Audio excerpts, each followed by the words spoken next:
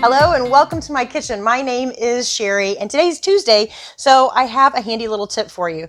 Now, if you've ever prepared a meal in the oven and you've taken it out and maybe it was overcooked or maybe a little undercooked, you've probably wondered if your oven is working correctly.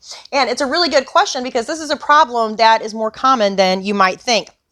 So an overdone pizza or an underbaked casserole probably isn't that big of a deal, but when it comes to baking, you're going to want to make sure that your oven is precise, it's heating to the temperature that you want it to, and that it's maintaining that temperature.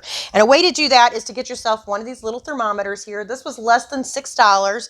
I found it on Amazon, so I will post a link in the description below. But you go ahead and place this in your oven, turn your oven on to 350 degrees, and you're going to let it preheat for a full 20 minutes and then check the temperature. So this is going to let you know if in fact your oven is heating to the desired temperature. Now, the other thing you want to check is it actually maintaining that temperature? And the way to do that is just go ahead and leave it in there for 2.5 hours at 350 degrees. And then you're going to check that every 20 minutes and take a reading. And then you just divide the sum of the readings by the amount of readings that you've taken.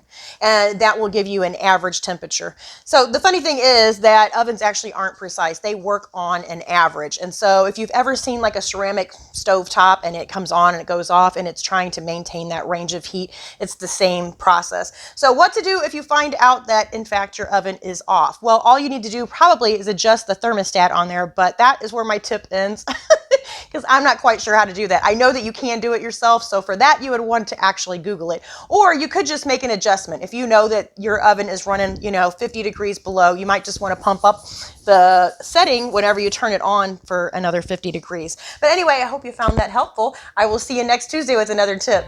Bye.